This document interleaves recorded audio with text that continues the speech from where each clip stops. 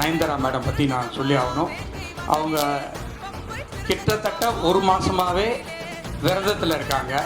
அம்மன் நான் நடிக்கணும் அப்படின்னு. அதே மாதிரி தான் அவங்க வந்து மூக்குத்தி அம்மன் ஒன்றுக்கும் அந்த மாதிரி தான் விரதம் இருந்து நடித்தாங்க. இப்போ ஒரு வாரமாக அவங்க மட்டும் இல்லை, அவங்க வீட்டில் அவங்க குழந்தைங்க எல்லாமே விரதத்தில் இருக்காங்க. அனைவருக்கும் வணக்கம்.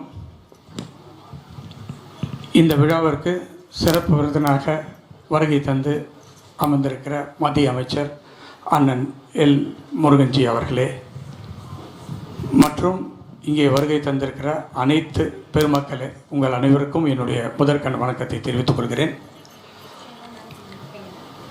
5 வருடங்களுக்கு முன்பு மூக்குத்தி அம்மன் அப்படின்னு ஒரு படம் எடுக்கணும்னு அருமை நண்பர் ஆர்ஜே பாலாஜி வந்து என்னை அப்ரோச் பண்ணி அந்த படத்தினுடைய கதையை சொன்னார். எங்களுடைய குடும்பத்தினுடைய குலதெய்வம் வந்து மூக்குத்தி அம்மன். அது அவர் பேர் சொன்ன உடனே எனக்கு அது ரொம்ப பிடிச்சி போய் உடனே ஆரம்பிக்கலாம் அப்படின்னு சொன்னேன்.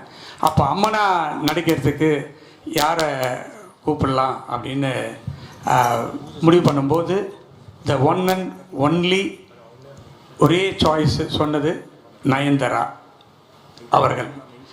உடனே அவர் அப்ரோச் பண்ணோம். அவங்களும் உடனே அதுக்கு ஒத்துக்கிட்டு வந்து மூக்குத்தி அம்மனாகவே அந்த படத்தில் வாழ்ந்தாங்க. அந்த படம் மக்களிடையே பெரிய எதிர்பார்ப்பு கொடுத்துச்சு. அந்த படம் அடுத்து ஒரு 5 வருடங்கள் ஆகிடுச்சு.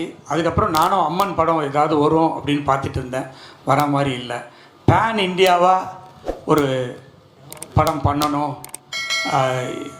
அம்மன் படம் எதுவுமே வரல, இங்கே இந்தியாலேயும் வரல, எதுலேயுமே வரல. அதனால் ஏன் நம்ம வந்து மூக்குத்தி அம்மன் 2 பண்ணக்கூடாது அப்படின்னு எங்கள் டீம், வேல்ஸ் டீமோட ஒரு டிஸ்கஷன் நடந்தப்போ, இந்த ஃப்ரான்ச்சைசி அப்படின்னு அம்மனுடைய ஃப்ரான்ச்சைசி யாரை வச்சு இதை டைரக்ட் பண்ணலாம் அப்படின்னு நினைக்கும்போது the one and only Sundar C sir தான் இந்த படத்துக்கு, அதாவது அவர் இப்போ வந்து அவரை வந்து ஃப்ரான்ச்சைசி கிங்குன்னே சொல்லலாம். ஏன்னா அரண்மனை அண்டு கலகலப்பு இதெல்லாம் 5, 6 அப்படின்னு எடுத்துகிட்டு போயிட்டே இருக்காரு. அதுவும் எல்லாமே வெற்றி படமாக எடுத்துகிட்டு போயிட்டுருக்காரு. ஸோ உடனே அவரை போய் அப்ரோச் பண்ணி இந்த மாதிரி சார் மூக்குத்தி அம்மன் 2 பண்ணணும் அப்படின்னு கேட்டேன். உடனே எனக்கு ஒரு 1 month டைம் கொடுங்க அப்படின்னு சொன்னார். 1 month முடிஞ்சு ஒரு ஸ்கிரிப்டோடு வந்து ஒரு 3 மணி நேரம் நரேட் பண்ணார். நான் இது வரைக்கும் அந்த மாதிரி ஒரு கதை கேட்கல. ரொம்ப பிரமாதமாக இருந்துச்சு. உடனே சார் நான் நயன் மேடம் கிட்ட பேசிடுறேன், அவங்க டேட் எப்போ கொடுக்குறாங்களோ அப்போ போயிடலாம் அப்படின்னு சொல்லி, அது ஒரு சார் சொல்லும்போதே வந்து சார் இதை ஒரு சின்ன படமாக பண்ணால் சரியாக வராது சார், இது ஒரு மிகப்பெரிய படம், பேன் இந்தியாவாக ஹிந்தி, தெலுங்கு, கன்னடம் எல்லாத்துலேயும் சேர்த்து பெருசாக பண்ணணும் அப்படின்னு சொன்னார். நானும் ஓகே சார் அப்படின்னு சொல்லி பட்ஜெட் என்னன்னு கேட்டேன். 3 விரலில் காமிச்சார்.